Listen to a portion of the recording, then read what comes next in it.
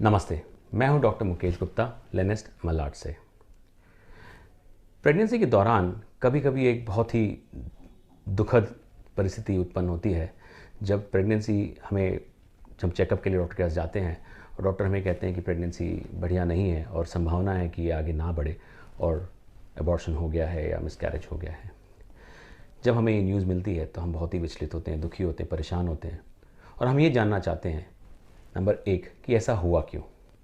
Number 2, यदि ऐसा हुआ तो क्या इसे रोका जा सकता था क्या। नंबर 3, दोबारा ऐसा ना हो इसके लिए हमें क्या प्रिकॉशंस या क्या केयर करनी चाहिए। पर सबसे पहले हम समझते हैं कि जब एबॉर्शन होता है तो ऐसा क्यों होता है। मोस्ट कॉमन कॉज इज़ कि प्रेगनेंसी अच्छी नहीं थी या प्रेगनेंसी प्रॉपर नहीं थी, इसलिए प्रकृति उसे आगे बढ़ने नहीं दे रही है, जिसे हम कहते हैं जेनेटिक कॉज। हो सकता है परफेक्ट स्पर्म या परफेक्ट एग नहीं यूनाइट हुआ हो और परफेक्ट एम्ब्रियो नहीं हुआ हो। इसे हम कहते हैं एवोल्यूशन की थ्योरी, यानी सर्वाइवल ऑफ द फिटेस्ट। 100 में से करीब 15 जनों को ऐसी परिस्थिति होती है कि वो प्रेगनेंसी आगे बढ़ ही नहीं पाती और अबॉर्शन हो जाता है।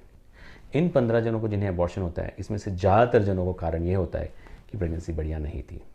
इसके अलावा और भी कई कारण हो सकते हैं, जैसे कि हमारे शरीर में कोई ना कोई चीज़ की कमतरता, जैसे वाइटामिन्स की या हार्मोन्स की, या कोई प्रकार का इन्फेक्शन हो या कोई इम्यूनोलॉजिकल रीज़न हो। ये सारे फैक्टर्स से भी अबॉर्शन हो सकता है। क्या इसे रोका जा सकता है?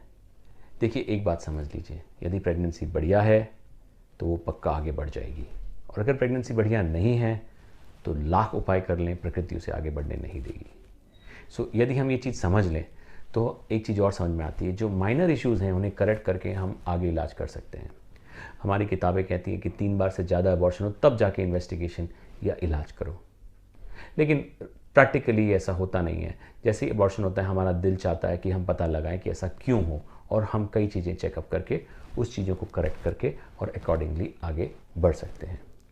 अगली प्रेगनेंसी में ऐसा होगा या नहीं, ये पता लगाने के लिए सबसे सरल उपाय ये है कि आप अपने डॉक्टर के पास जाएं, कंप्लीट डिटेल चेकअप कराएं, और हमें इस प्रकार से पता चल सकता है कि यदि आप में कोई एनाटॉमिकल इश्यू तो नहीं है, थैली में कोई गांठ तो नहीं है, थैली की शेप में कोई प्रॉब्लम तो नहीं है, बच्चादानी के अंदर कोई दिक्कत तो नहीं है, आपकी हार्मोन्स वगैरह सब बराबर हैं, लेवल्स सारे बराबर हैं, आपकी डेफिशिएंसीज तो नहीं है विटामिन लेवल्स की या फोलिक एसिड की या B12 की या सिमिलर सच थिंग्स, आपके शरीर में और कोई एबनॉर्मल इम्यूनोलॉजिकल इश्यूज़ तो नहीं है, जिसे हम कहते हैं एप्ला सिंड्रोम या एंटीफॉस्फोलिपिड एंटीबॉडी सिंड्रोम, आपके शरीर में और कोई जेनेटिक इशू तो नहीं है जिसकी वजह से हमेशा एबनॉर्मल प्रेगनेंसी होगी। ये सारी चेकिंग, जो सारी चीज़ें हैं, वो डॉक्टर डिसाइड करते हैं।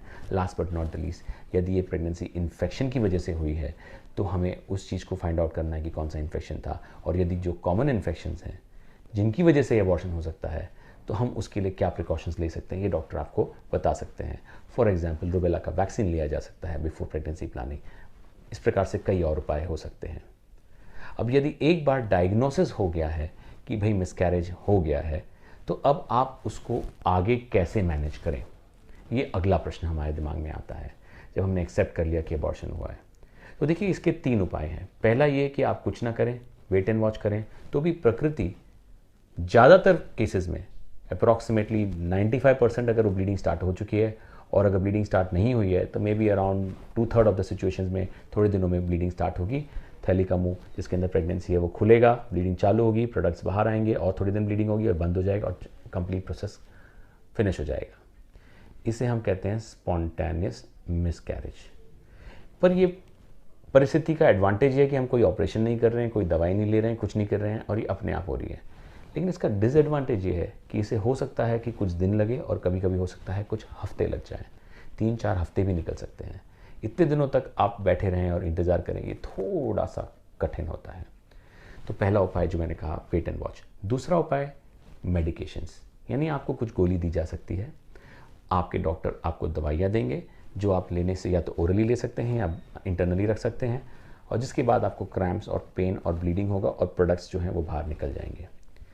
ये परिस्थिति में भी आपको कुछ दिन लग सकते हैं, और किसी किसी को ब्लीडिंग हो सकती है, और 100 में से करीब 15-20 जनों को हो सकता है कि प्रोसेस कंप्लीट ना हो और उसके बाद भी DNC करना पड़े। एडवांटेज ये है कि गोलियों से काम हो जा रहा है, आपको वो भर्ती हॉस्पिटल में नहीं होना पड़ रहा है, और कोई ऑपरेशन भी नहीं करना पड़ रहा है या एनेस्थीसिया भी नहीं लेना पड़ रहा है। आखिरी उपाय जो है, थर्ड ऑप्शन, वो है DNC करना, या डायलिटेशन एंड क्यूरेटाज करना, या जिसे हम कहते हैं एस्पिरेशन करना और प्रोडक्ट्स ऑफ कंसेप्शन को निकाल लेना। उसमें होता यह है कि आप हॉस्पिटल जाते हैं, आपको एक छोटे से सुई से आपको नींद का इंजेक्शन दिया जाता है जिससे आप सो जाते हैं, और उसके बाद में बच्चादानी की अंदर की लाइनिंग को एक कैनुला डाल के सारा चीज़ को सकआउट करके बाहर निकाल लेते हैं और अंदर की लाइनिंग को क्लीन कर देते हैं। ये सब कुछ ही मिनटों में हो जाता है और हॉस्पिटल में आपको कुछ ही घंटे रुकना पड़ता है। Advantage, disadvantage.